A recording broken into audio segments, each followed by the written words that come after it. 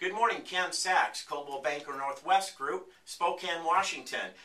We just received our market activity report for August 2010. Some things here to mention.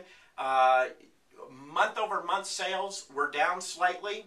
However, year-to-date sales are still 3.9% higher than they were January through August of last year. So even though the last couple months our sales have gone down, we're still seeing more sales year-to-date this year versus same period year-to-date last year. New construction homes through August, again, are up 5.8%. So we've been seeing some good numbers for new construction. And a good article came out today I was looking at here titled Home Buying and Selling Tips for Fall. And this came to me from frontdoor.com September 16 last week. Now, fall sellers, replace those faded summer plants with fall blooming flowers and add some autumn decorations to the home. I know my wife just did that last week, and it stands out to me. I really enjoy it. So I think the same effect will happen with buyers looking at your home, and it may help you stand out from your competition, which that's the name of the game, of course. Sellers, expect lowball offers. It's going to happen, okay?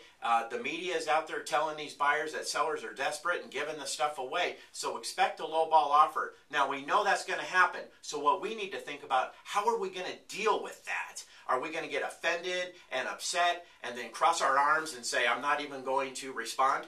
No, at least that's not my suggestion. My suggestion is, what about countering with the asking price? If all else, if you can't have the agents communicate amongst one another, but counter with the asking price.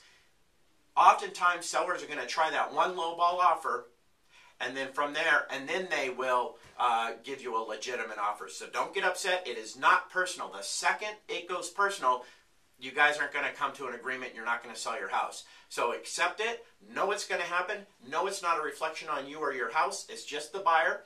Simply counter with the asking price. Nothing wrong with that.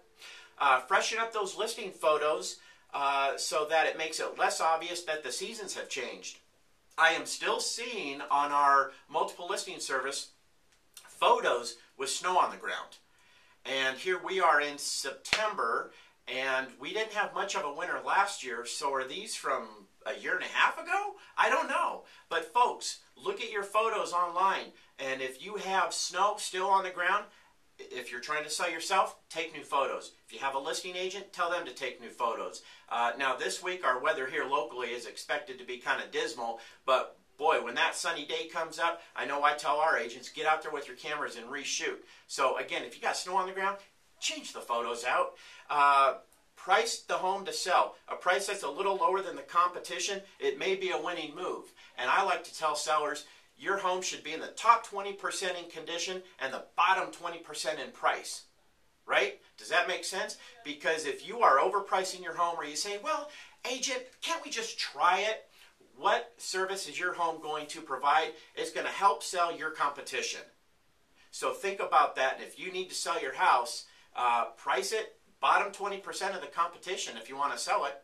And the last thing for sellers, be willing to show the property and hold open houses whenever buyers are ready. I see things like need 24-hour notice, need 48-hour notice, must call between 1 and 3.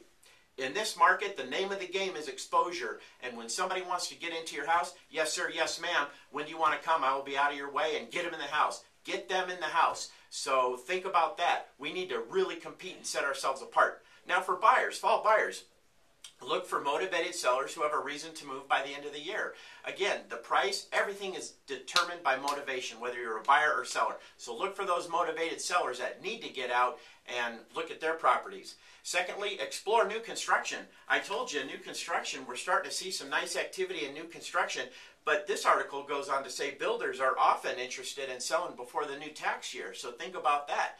And I know here locally, builders are giving a lot away. There's a lot of concessions. So don't rule out new construction. In fact, embrace it, look at it, explore it. Third thing, beware of fall maintenance issues. Again, this is for buyers. Consider overflowing gutters and leaf-covered lawns as warning signs. So if you see these gutters with leaves overflowing and the lawns are covered, what's going on? Are there maintenance issues? Is it covering up something? Think about that. Keep an eye out for that. Last thing, shape offers carefully.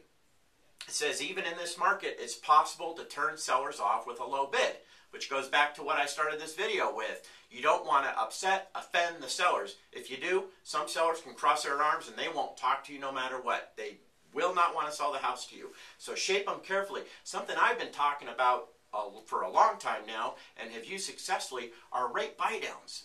And just briefly, our rate buy down sellers, we have to remember our buyers are qualified on a purchase, on a monthly mortgage payment, not so much the purchase price. So in a nutshell, a rate buy down sellers, if you guys are say $20,000 off, try to find out, well, what payment are they approved for?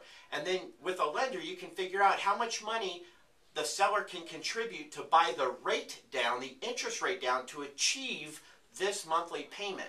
So for a $20,000 difference in price, it may only be $3,000 to $4,000 from the seller's proceeds to buy that rate down to get the buyer that monthly payment. So seller, they've lost $3,000 to $4,000 in net proceeds, not $20,000 if you lower the price to what the buyer wants to pay for the house. So if you have more questions on that, feel free to call me, email me. I can talk about that all day long.